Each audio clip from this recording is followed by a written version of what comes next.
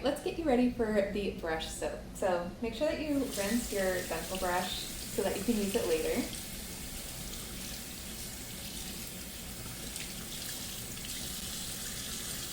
We're going to set that aside for now. You're going to rinse your brush so that we're getting as much of these dust bunnies out as possible, and that whatever oil production, bacteria that could have been living in your brush is being rinsed off as well.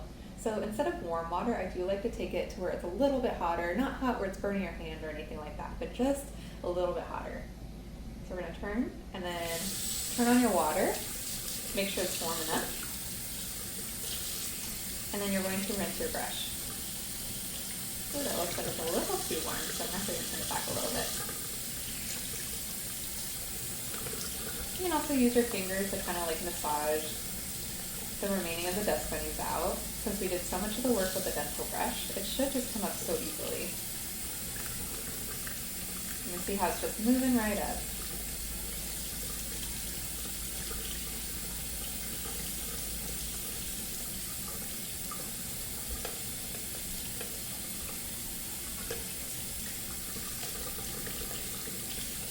If you live in an older home, or if you have pipes that are on the older side, I don't recommend having these going down the sink. You can have your little dust bunnies come up to about this point and then pull them out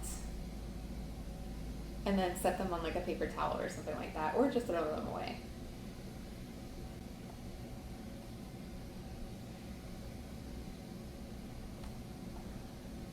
Okay, so now that we've gotten our brush as prepped as possible, we're going to create our solution. So you can either do baking soda, dish soap, or a combination of the two. I like to just use dish soap, and I will fill up the bowl until my brush is completely submerged. And then I'll only use a few pumps of the dish soap.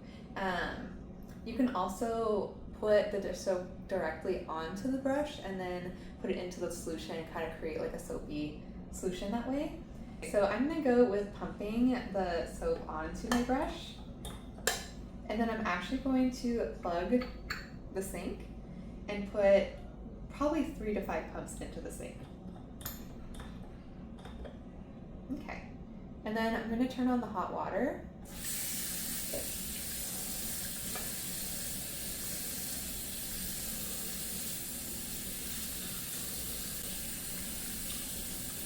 You can see it's starting to suds up into the solution. You can use your hand, you can use a spoon, whatever makes you more comfortable. It is your own personal brush. You don't have to worry about like mixing your debris or anything within here, especially since you've been washing your hands in between. But just making sure that the brush is completely submerged into your soaking solution. Once it starts to kind of float, that's where you can stop.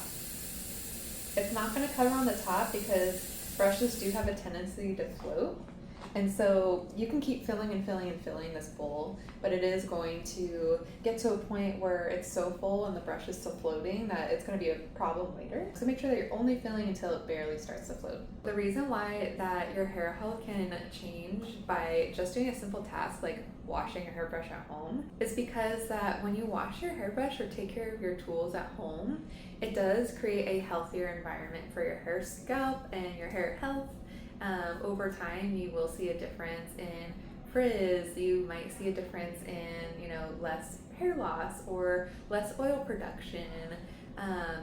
You might also see less dryness on the mids and ends just because you washed your hair at home and took care of that about once a week.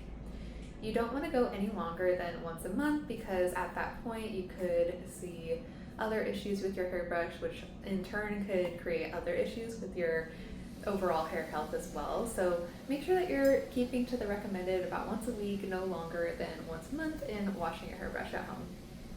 Once you let your brush sit for about 10 minutes, then we are going to head over to the next lesson.